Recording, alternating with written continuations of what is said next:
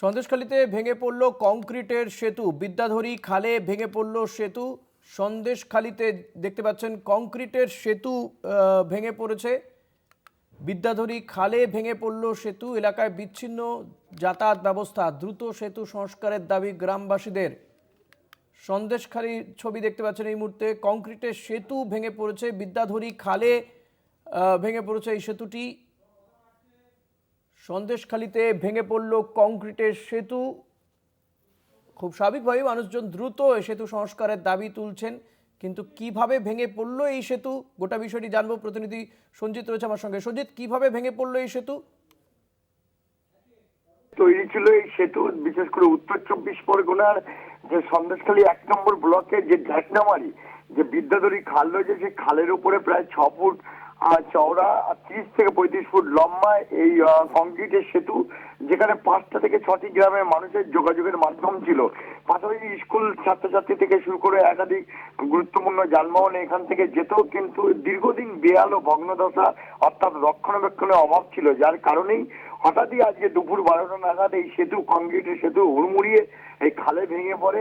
ইতিমধ্যে এই ঘটনার জেরে এলাকায় চাঞ্চল্য ছড়ায়। ঘটনাস্থলে একদিকে যেমন তৃণমূলের যে নেতৃত্ব রয়েছে, অর্থাৎ ওখানকার ব্লক সভাপতি অর্থাৎ বিধায়ক সরেজমিনে তার এই জানার পরে তিনি সংশ্লিষ্ট দপ্তরকে পুরো বিস্তারিত রিপোর্ট করেছেন এবং তিনি যেটা জানিয়েছেন আগামী 48 ঘন্টার মধ্যে এই সেতু যাতে সংস্কার করা হয়, কোনো পাকাপাকি ভাবে একটা স্থায়ীকরণ করা হয়, তার জন্য সব রকম ব্যবস্থা গ্রহণ করবেন এবং প্রশাসনিক দপ্তরকে তারা ইতিমধ্যে তারা চিঠি দিয়ে জানিয়ে দিয়েছেন। পাশাপাশি ওখানকার সিপিএম নেতৃত্ব, বিশেষ করে ওখানকার যে প্রাক্তন বিধায়ক নিরাপদ সর্দার এবং প্রদীপ্ত সরকাররা জানিয়েছেন দীর্ঘদিন মামলের তৈরি করা রক্ষণাবেক্ষণের অভাব ছিল। দীর্ঘদিনে মানুষের দাবি ছিল যে এখানে সেতু তৈরি, সেতুটা ঠিক করা হোক, যেহেতু স্কুলে একাধিক স্কুলের ছাত্রছাত্রী থেকে শুরু করে সাধারণ মানুষের যাতায়াতের মাধ্যম ছিল। খোদ এই জায়গায় ভেঙে পড়ায় রীতিমতো কিন্তু যোগাযোগ বিচ্ছিন্ন হয়েছে, অর্থাৎ দুপারের প্রায় 5টি গ্রামের মানুষের যোগাযোগ বিচ্ছিন্ন হয়েছে। একদিকে স্কুলের ছাত্রছাত্রীরা তারা যথেষ্ট বিপাকে পড়বে, ঘুরপথে তাদের আসতে হবে অনেকটা দূরে, কয়েক কিলোমিটার ঘুরপথে বাড়ি ফিরতে হবে। অন্যদিকে তুমি সঞ্জিত, মাধ্যমিক পরীক্ষা চলছে এবং তুমি যেমনটা বলছো যে বেশ কয়েকটি গ্রামের যোগাযোগ ব্যবস্থা, সেক্ষেত্রে প্রশাসন কি জানাচ্ছে কত দ্রুত এই ব্রিজ নির্মাণ করা হবে বা টেম্পোরারি কোনো ব্যবস্থা করা হবে কি?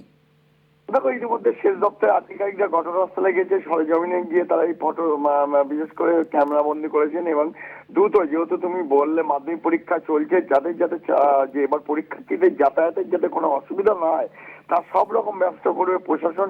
ইতিমধ্যে যেমন একদিকে সন্দেশখালীর বিধায়ক রয়েছে সুকুমার মাহাতো সহ ব্লক সভাপতি, তারা পুরো বিষয়টা কিন্তু প্রশাসনিকের নজরে এনেছেন, দ্রুত যাতে বিকল্প কোনো ব্যবস্থা করে যাতে এই পরীক্ষার মাধ্যমে যাতে কোনো যাতায়াতের যোগাযোগ বিঘ্নিত না হয় তার সব রকম ব্যবস্থা করবেন বলে আশ্বাস দিয়েছেন। অন্যদিকে কিন্তু বারবার দাবি উঠেছিল এই কংক্রিটের সেতুটা দুর্বল হয়ে যাচ্ছিল, দ্রুত সংস্কার করা, কিন্তু তার মধ্যেই হঠাৎই দুপুরবেলা আজকে বিদ্যাধরী খালের ওপরে এই কংক্রিটের সেতু ভেঙে পড়ায় রীতিমতো বিপাকে পড়েছে একদিকে সাধারণ গ্রামবাসী কয়েক হাজার, অন্যদিকে স্কুলের ছাত্রছাত্রী থেকে শুরু করে ছোট মাঝারি যে যানবাহন চলাচল করতে এই সেতুর উপর দিয়ে তারাও কিন্তু অনেকটা বিচ্ছিন্ন হয়ে পড়বে বলে মনে করা হচ্ছে। কিন্তু যেহেতু মাধ্যমিক চলছে, পরীক্ষার্থীদের যাতে কোনো অসুবিধা না হয় তার জন্য বিকল্প ইতিমধ্যে তার সব রকম ব্যবস্থা করেছে বিশেষ করে স্থানীয় প্রশাসন। ধন্যবাদ সঞ্জিত। কথা বলছিলাম প্রতিনিধি সঞ্জিত চক্রবর্তীর সঙ্গে।